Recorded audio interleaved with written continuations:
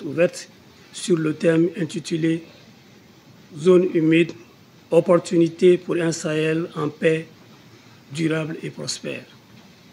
Ce thème fédérateur est un appel crucial à l'action.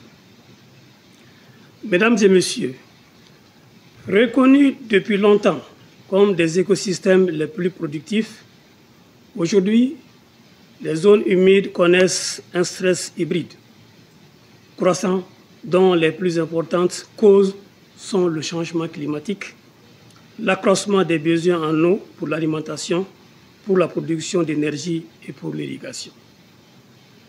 Cette situation est exacerbée par une mise en œuvre insuffisante des politiques nationales des zones humides et le manque d'alternatives concrètes pour répondre aux besoins croissants des communautés et qui se trouvent de fait dans un cercle vicieux de surexploitation des ressources naturelles, de réduction de la productivité des écosystèmes et par conséquent une paupérisation des populations.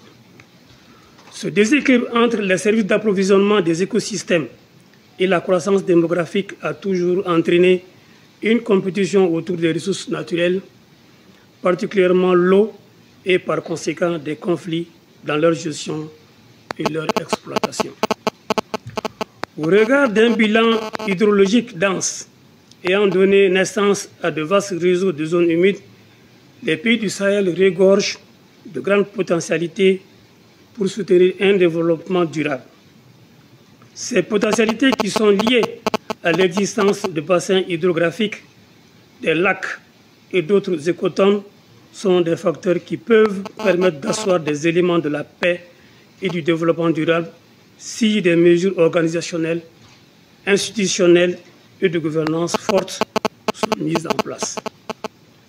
Distingués invités, mesdames et messieurs, dans le cadre de sa stratégie Sahel 2020-2030, le Bureau régional du Sahel de Westland International s'est engagé à appuyer les pays sahéliens pour l'atteinte des objectifs de développement durable, partant de l'opportunité qui constitue les zones humides pour la paix, la stabilité et le développement durable.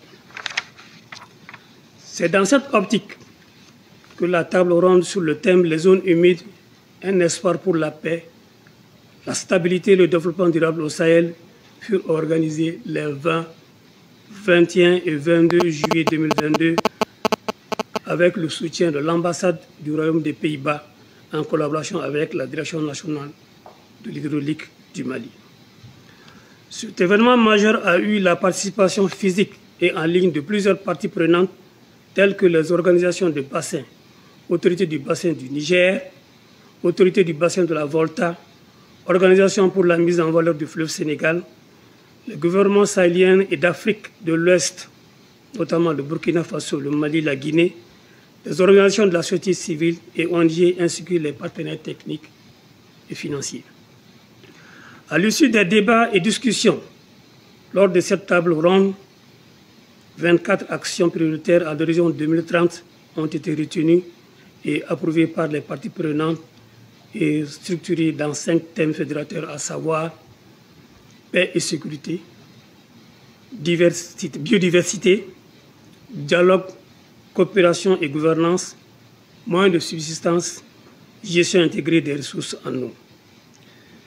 C'est dans le cadre du suivi de la mise en œuvre de ces actions prioritaires de la dite table ronde que les 26 et 27 juin 2024, Westland International et ses partenaires, au sein de l'initiative d'une artère vitale bleue pour un Sahel sécurisé, ont conjugué leurs efforts avec la Direction générale des eaux et forêts, la Direction nationale de l'agriculture et la Direction nationale de l'hydraulique du Mali pour élaborer un premier lot de projets structurants. Ces 10 projets sont conformes, entre autres, aux documents d'orientation et de programmation nationale, comme le cadre de relance économique et de développement durable au Mali, la politique nationale des zones humides, la politique nationale du développement agricole et la politique nationale de l'eau. Pour mieux structurer le programme cadre de cette trajectoire, un atelier technique a été organisé à Fana du 10 au 12 septembre 2024. Cet atelier a permis la finalisation du programme cadre avec des trajectoires clairement définies, de même que des passerelles pour plus de synergie entre les parties prenantes. Mesdames et messieurs, à l'issue de ce long processus, Versant International Sahel et ses partenaires ont eu l'initiative de ces journées portes ouvertes dont l'objectif global est de sensibiliser et d'attirer l'attention des décideurs et des acteurs ici présents sur l'importance des potentialités des zones humides sahéliennes et des opportunités qu'elles offrent pour amorcer un processus de consolidation de la paix, de la stabilité et du développement durable, garantissant l'atteinte des ODD à l'horizon 2030. Cet objectif sera réalisé à travers des présentations liminaires, suivies de débats et la présentation du programme cadre intitulé « Renforcement de la gouvernance des ressources naturelles et de la biodiversité des zones humides pour la résilience et la paix dans le Sahel occidental ». Et ses projets structurants, bien sûr. Il permettra de lancer un appel à l'action en faveur de la priorisation des zones humides dans les politiques, stratégies et programmes. Au terme de ces journées, j'ose espérer que les participants seront mieux édifiés sur les zones humides, sur les opportunités qu'offrent les zones humides par rapport aux 3 trajectoires, sur les composantes du programme de renforcement de la gouvernance des ressources naturelles et de la biodiversité des zones humides pour la résilience et la paix dans le Sahel occidental. En outre, des propositions concrètes seront faites à l'endroit des décideurs politiques pour une meilleure prise en compte des problématiques liées aux zones humides au plus haut niveau.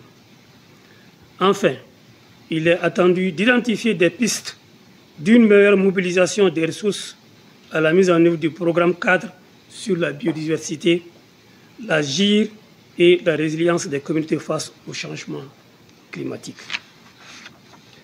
Distingués invités, au regard de la diversité des institutions et structures présentes concernées par la gestion des ressources naturelles et de la qualité de leurs représentants, je demeure convaincu que nos échanges, débats, critiques et suggestions ne feront pas défaut dans la perspective de l'atteinte des résultats de l'agenda qui est soumis. Aussi, je vous invite à suivre avec assiduité les différents exposés prévus et à instaurer un débat franc et constructif pour l'atteinte des objectifs fixés à ces journées. Permettez-moi, avant de terminer, d'adresser mes remerciements les plus sincères à l'ONG Versland International et ses partenaires pour l'organisation de ces journées portes ouvertes sur les zones humides. Sur ces notes d'espoir, je déclare ouverts les travaux des journées portes ouvertes. Que Dieu bénisse le Mali dans une AES unie, forte et prospère. Je vous remercie. Okay. Merci beaucoup. Merci bien. Que Dieu bénisse le Mali dans une AES forte et unie. Voilà les vœux du représentant du ministre de l'Environnement, de l'Assainissement et du Développement durable. Monsieur le représentant du ministre, vous avez dit que vous êtes convaincu que des propositions très concrètes sortiront de ces journées portes ouvertes. Vous avez raison, parce que vu toutes ces têtes pensantes qui sont réunies ici, il est évident qu'on ne peut que s'attendre à des propositions très concrètes qui nous permettront véritablement d'avancer.